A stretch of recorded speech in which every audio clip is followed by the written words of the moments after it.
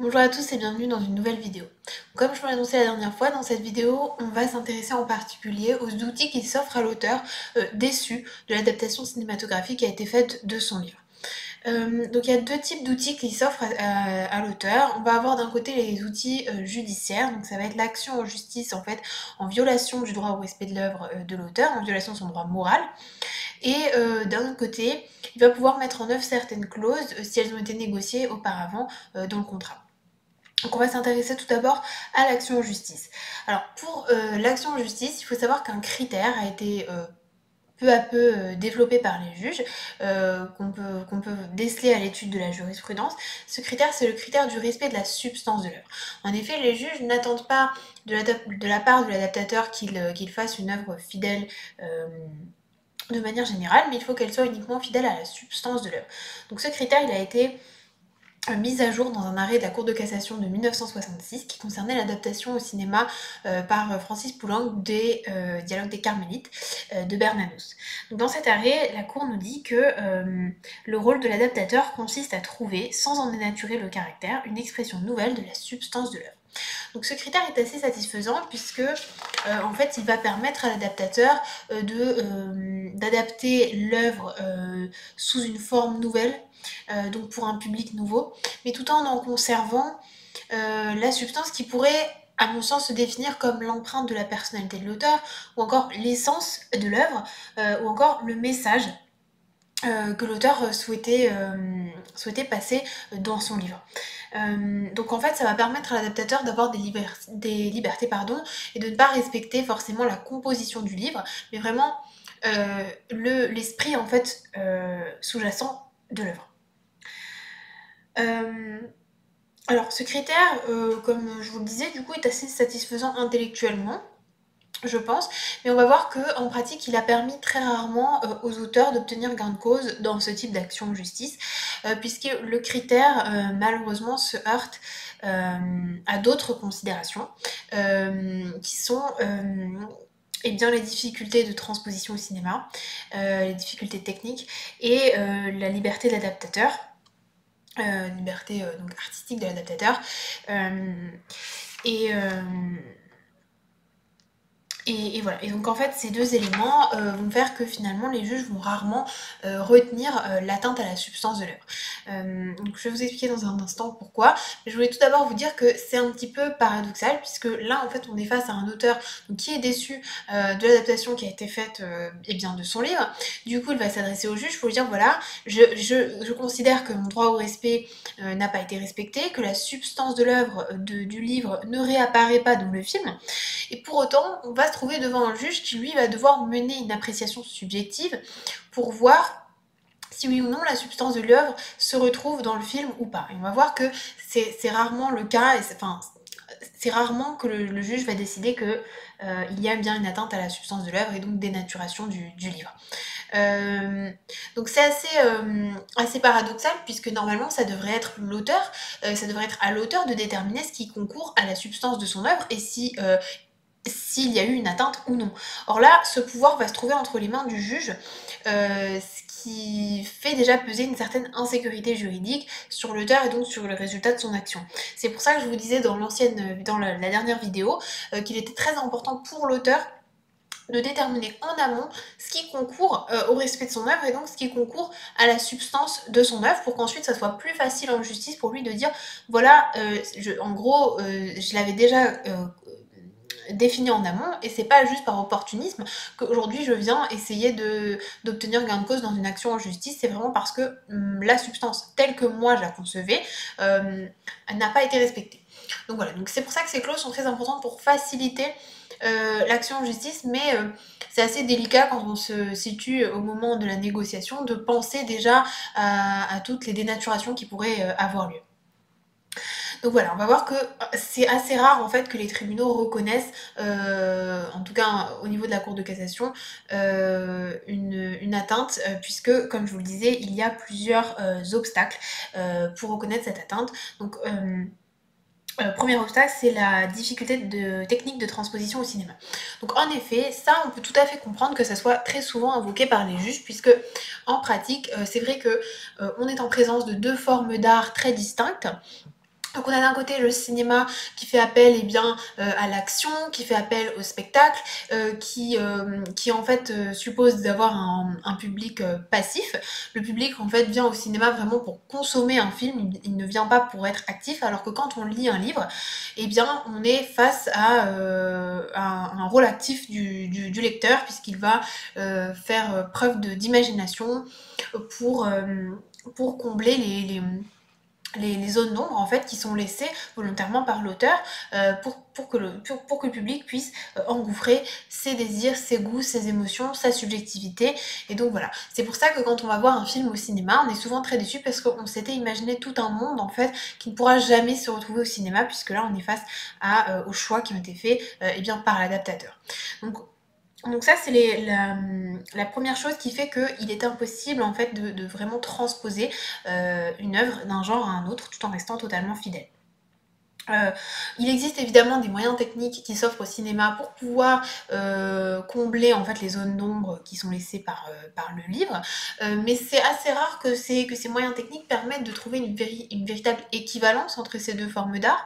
On a par exemple les voix off pour les personnages, les dialogues, etc. Mais tout ça, c'est quand même ça ne va pas permettre de restituer en fait au public la profondeur des personnages, les tréfonds de l'âme des personnages, comme par exemple c'est décrit dans un livre de Stefan Zweig qui décrit à la perfection les émotions. Je vous renvoie par exemple à La peur ou La pitié dangereuse, qui décrit vraiment des émotions de manière très très intense.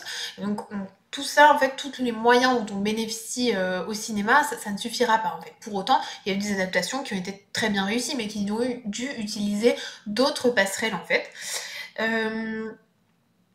Euh, également, donc l'auteur dans le roman très souvent va adopter un point de vue omniscient, donc on a énormément d'informations qui passent par le livre.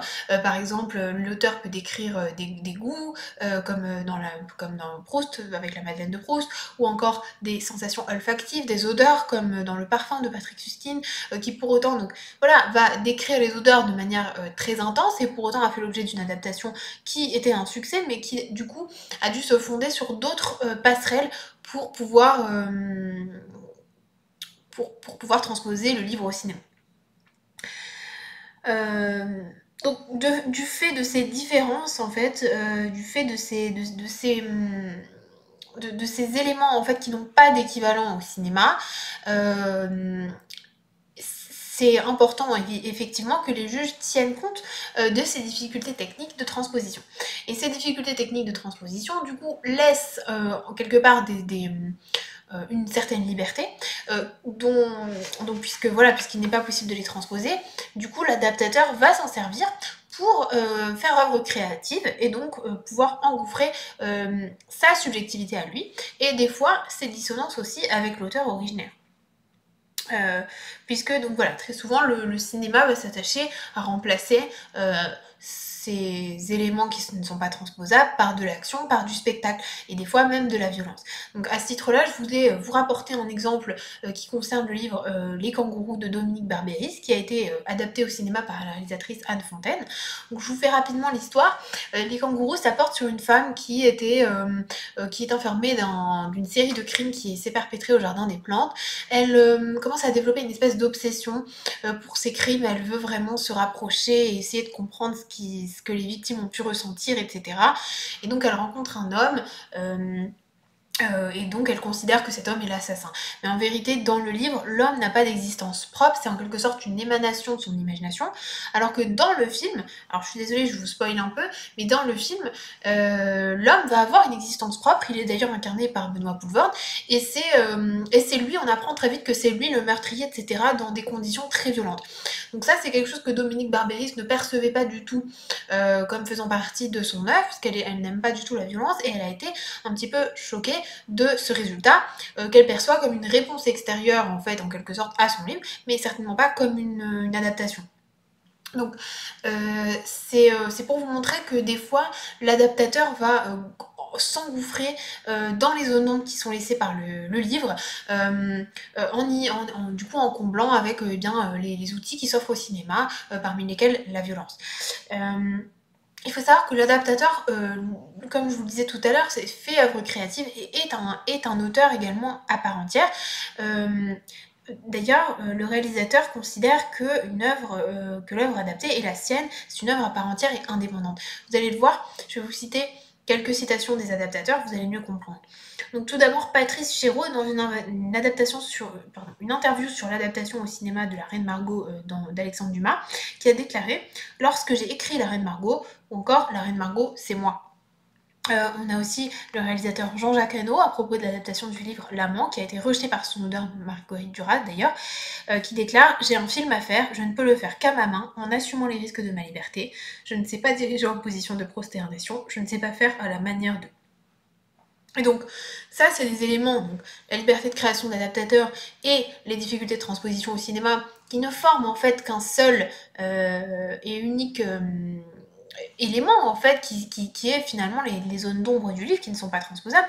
Ça va être vraiment quelque chose qui va être très souvent invoqué par les juges pour justifier une absence de fidélité au livre. Et donc à ce titre-là, je voulais vous citer une jurisprudence. Donc tout à l'heure, je vous parlais de l'adaptation du dialogue des Carmélites. Le dialogue des Carmélites, du coup, à l'origine, c'est un livre de Bernanos qui a été adapté au cinéma par Francis Poulenc, qui a fait l'objet de la jurisprudence de 1966 que je vous ai cité tout à l'heure. Je vous mettrai en barre d'informations si ça vous intéresse. Et il y a eu une autre jurisprudence toujours sur la même œuvre en 2015. Cette fois-ci, elle a été adoptée à l'opéra, donc par le metteur en scène Tcherniakov.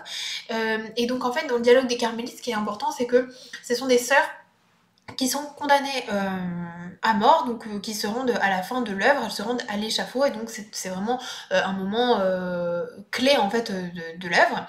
Et sauf que dans l'adaptation de Tcherniakov, une seule carmélite finalement périt, c'est Blanche de la Force.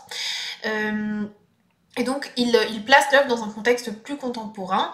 Et donc, Blanche de la Force va sauver les religieuses, et par contre, elle va périr. Du coup, cette adaptation a été attaquée en justice par les héritiers de Bernanos, qui ont fait savoir que Bernanos a écrit cette œuvre alors qu'il allait mourir, qu'elle était que cette œuvre est très imprégnée justement par la mort des sœurs, et que c'était un élément indispensable qu'on ne pouvait pas ne pas retrouver dans l'adaptation. Donc la cour d'appel a reconnu la dénaturation, puisqu'elle a reconnu du coup qu'il y avait une atteinte à l'esprit de l'œuvre, du fait que du coup les sœurs ne meurent pas à la fin. Et c'est une solution qui a été vivement critiquée, donc en raison de la liberté de création qui a été énormément invoquée pour critiquer cette solution, et donc voilà, dire que cette solution était attentatoire à la liberté de création de l'adaptateur Tcherniakov. Du coup, après, il y a eu un pourvoi en cassation, et à l'occasion de ce pourvoi, la Cour de cassation a utilisé sa technique de la balance des intérêts. C'est une technique qui a été mise en œuvre par la Cour de cassation depuis à peu près 2015, qui est basée d'ailleurs sur les techniques qui sont utilisées par la CEDH. Je pourrais aussi vous en parler dans une autre vidéo parce que c'est assez important. Donc en fait, c'est une technique qui consiste à mettre en balance deux principes qui sont en apparence équivalents pour pouvoir en faire perdurer l'un ou l'autre selon les circonstances. Donc là, en pratique, dans cet arrêt, la Cour de cassation a mis en balance d'un côté le droit moral, le droit d'auteur donc, et de l'autre, la liberté de création. Elle a considéré dans ce cas-là qu'il fallait faire primer la liberté de création de Tcherniakov. Et elle a considéré que la substance de l'œuvre ressortait quand même si les sœurs n'étaient pas toutes décédées à la fin. Ce qui est assez critiquable puisque c'était quand même le but de l'œuvre, d'autant plus qu'il est assez étonnant de mettre en balance ces deux principes qui ne sont pas équivalents, et qui ne sont pas non plus contradictoires, puisque le droit d'auteur participe de la liberté d'expression, puisque s'il y a liberté de création, il y a création, et donc il faut qu'il y ait un droit d'auteur. Donc je ne pense pas que ces deux principes soient contradictoires. Et ensuite, le droit d'auteur étant un droit, normalement, il devrait l'emporter sur une liberté, qui peut connaître des limitations contrairement au droit. Donc cette technique est assez critiquable, mais en tout état de cause, on voit que dans cette jurisprudence de 2015, qui est quand même assez récente, la dénaturation n'est pas reconnue et donc c'est la liberté de création qui prime et donc comme je vous le disais c'est un principe qui est très souvent invoqué avec également les difficultés de transposition et donc les auteurs obtiennent rarement gain de cause lors de cette action en justice. C'est encore plus le cas quand l'adaptation en question est une adaptation d'une œuvre qui est tombée dans le domaine public. Donc pour rappel, après 70 ans après la mort de l'auteur, l'œuvre tombe dans le domaine public. Donc comme je vous le disais, le droit moral est imprescriptible, donc il peut toujours être invoqué même pour une adaptation d'une œuvre qui est dans le domaine public, donc par les héritiers du coup de l'auteur, pour pouvoir restaurer le droit au respect de l'œuvre si on considère qu'il y a eu dénaturation de ce livre. Le problème c'est que ces œuvres sont rarement, ces actions sont rarement mises en œuvre pour des œuvres du domaine public puisque les héritiers sont assez peu actifs dans le sens où ils ne touchent plus de rémunération sur cette œuvre puisque l'œuvre est tombée dans le domaine public, donc il n'y a plus de droits patrimoniaux. En plus de ça, il faut qu'ils puissent prouver qu'ils sont bien titulaires de la qualité d'héritier du droit moral, donc ce qui peut aussi générer des problématiques du côté du droit des successions. Et ensuite, il faut qu'ils puissent prouver qu'ils avaient bien connaissance de la substance de l'œuvre telle que la percevait l'auteur et qu'elle a été violée par l'adaptation. Donc toutes ces difficultés de preuve et ces difficultés financières font que finalement les adaptations du domaine public sont très florissantes et font rarement l'objet d'actions en justice, bien qu'il y ait souvent des dénaturations. Alors, il y a certains héritiers qui sont assez actifs. On a par exemple les héritiers de Victor Hugo, donc là, je vous renvoie à une affaire, l'affaire de la suite des Misérables. Je vous mettrai le lien en barre d'informations. C'est une affaire passionnante qui nécessiterait une vidéo entière, donc je ne vais pas m'étendre plus que ça, mais si ça vous intéresse, n'hésitez pas à regarder l'affaire de la suite des Misérables. Et il y a eu aussi une affaire qui concernait l'adaptation au cinéma de Notre-Dame de Paris, donc de Victor Hugo, par les studios Walt Disney, Le Bossu de Notre-Dame. Les héritiers de Victor Hugo ont considéré que cette adaptation était vraiment très très très attentatoire au droit moral de Victor Hugo. Mais ils n'ont pas pu engager d'action en justice puisque comme je vous le disais tout à l'heure, c'est très compliqué d'un point de vue financier et il y a beaucoup d'obstacles en termes de preuves. Donc du coup, ils ont négocié avec les studios pour ajouter un élément dans le générique disant qu'il s'agissait d'une adaptation très libre de Victor Hugo. Donc voilà, c'était ce qu'ils ont réussi à obtenir, alors même qu'ils considéraient cette adaptation comme une véritable trahison des intentions de Victor Hugo. Donc c'est pour vous montrer à quel point c'est compliqué, encore plus pour les œuvres du domaine public. Donc voilà, ça c'était vraiment pour tout ce qui concernait l'action en justice en protection du droit au respect de l'œuvre. Et je vais rapidement vous parler des clauses aussi. Donc si l'auteur ne veut pas agir en justice, il va pouvoir invoquer deux types de clauses si elles ont été négociées en amont, bien sûr. Donc la première clause, c'est la clause de publicité qui traite du sort du nom de l'auteur de l'œuvre littéraire. Donc ce qui est important à savoir, c'est qu'en droit français, le droit moral, le droit de la paternité de l'œuvre nous oblige l'adaptateur à faire apparaître le nom de l'auteur initial dans l'adaptation. Et l'auteur a la faculté de choisir un petit peu comment va être présenté son nom. Donc il peut changer en fonction de s'il est déçu, il va pouvoir choisir la formulation, donc un peu comme ce que je vous disais tout à l'heure pour Victor Hugo. Donc par exemple, il peut adopter la formulation inspirée du roman ou encore librement adaptée du roman de. S'il y a beaucoup de libertés qui ont été prises dans l'adaptation. Il y a deux expériences que je voulais vous rapporter ici à ce sujet-là. Donc tout d'abord, Amélie Nothomb, qui a été très déçue par l'adaptation de François Ruggeri, de l'adaptation de son livre L'hygiène de l'assassin. Donc elle a demandé à mettre son nom de la manière suivante, librement trahi du roman d'Amélie Nothomb. Donc voilà, c'était vraiment pour montrer qu'elle considérait que cette adaptation n'était absolument pas fidèle à son œuvre. Mais le problème, c'est que en pratique, cette formulation a été utilisée pour faire la promotion du film. Puisqu'on reconnaissait bien la patte d'Amélie Nothomb. Et il y a eu une deuxième expérience assez regrettable, c'est Raphaël Biédou qui a été extrêmement choqué de l'adaptation de son livre Mes nuits sont plus belles que vos jours par le réalisateur Andrzej Zulawski. Et elle a déclaré dans une interview que son film ne propose pas une lecture, une interprétation ou quoi que ce soit d'autre. Je me tenais prête à toutes les trahisons. Non, contre toute attente, le film ressemble au livre, mais il est fourré d'autre chose. C'est une farce du livre, une grimace. L'esprit de l'œuvre ne se cède sous aucune forme et à aucun prix. Donc là, en fait, avec cette citation, je trouve elle résume vraiment déjà ce qu'est la substance de l'œuvre, puisqu'elle dit bien l'esprit de l'œuvre ne se cède sous aucune forme à aucun prix, donc c'est bien ça le critère qui a été dégagé par la jurisprudence. Et elle aussi, elle appuie sur la raison d'être du droit moral, puisqu'effectivement le droit moral normalement est incessible. Donc elle a vraiment exactement avec cette phrase résumé ce que c'est que le droit moral. Et donc elle, en fait, elle avait complètement demandé à retirer son nom de l'adaptation.